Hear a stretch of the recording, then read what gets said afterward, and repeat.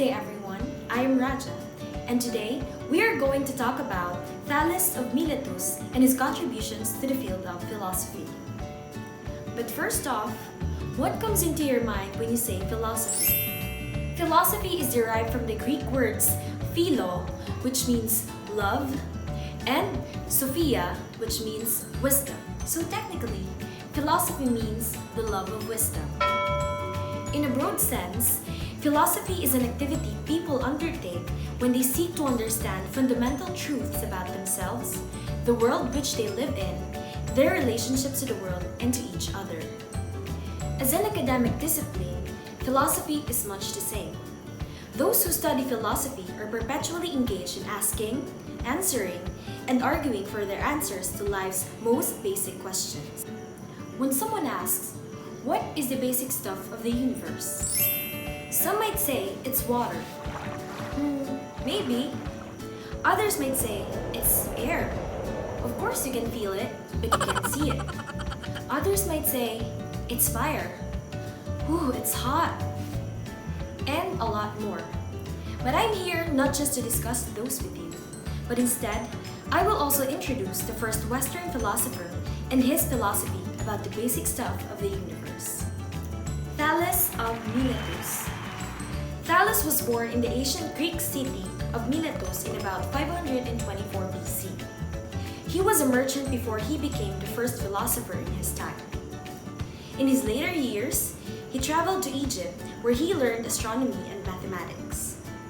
He also traveled to Babylon during Nebuchadnezzar's reign. Thales was the first to ask the question, what is the basic stuff of the universe? Thales made important contribution to astronomy, mathematics, and of course, philosophy. As Bertrand Russell said, Western philosophy begins with Thales. We already have an idea of who Thales is. Now, we are going to talk about his contributions. First, in the field of philosophy. There seems to be no subject which was not of interest to Thales. But, according to Aristotle, in his metaphysics, he was chiefly concerned with the first cause, that from which all else came, and declared it to be water, because, among other attributes, water could change shape and move while still remaining unchanging in substance. According to Aristotle and other writers of antiquity, Thales was regarded as an original thinker, and his water theory does not bear a close relationship with the Greek mythological assertion, nor with any Babylonian texts which have come down to us. While Thales does assert, as the Greek myth does, that the earth rests on water, Thales' theory dismisses any supernatural causes for this state of being. According to another viewpoint, Thales probably follows the traditional Homeric world image and more precisely of that of Oceanus, the river source of all mortal and immortal life. On this basis, Thales states that the earth floats on water like a raft. In short, Thales was the first philosopher who used science to prove the origin of all things. Thales looked for some patterns around him that can be associated in the nature to explain every phenomena rather than believing that everything happened because the Greek gods commanded it.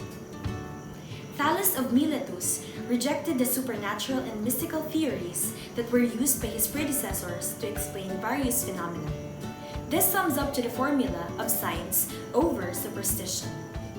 Thales was not just a mere philosopher, mathematician, and astronomer, but he also founded the Milesian school, which today would equate with a private college at which young men could pursue a course of study in debate, investigation, and exploration of the world around them.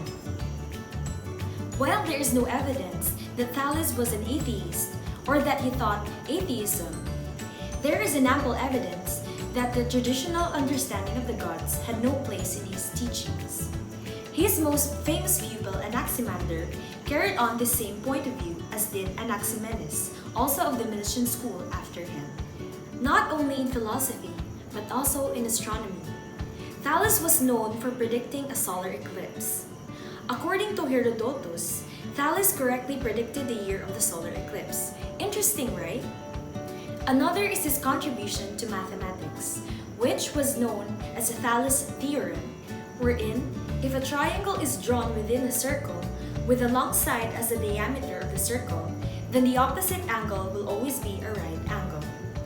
According to Diogenes Laertius, Thales died while being a spectator at a gymnastic contest.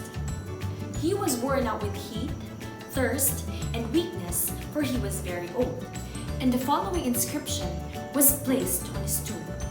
You see, this tomb is small, but recollect, the fame of Thales reaches to the skies.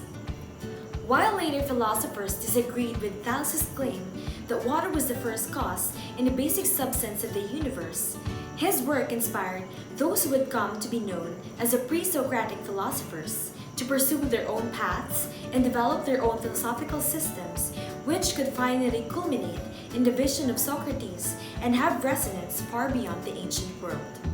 Remember, nothing is more active than thought, for it travels over the universe, and nothing is stronger than necessity, for all must submit to it. Again, this is Raja.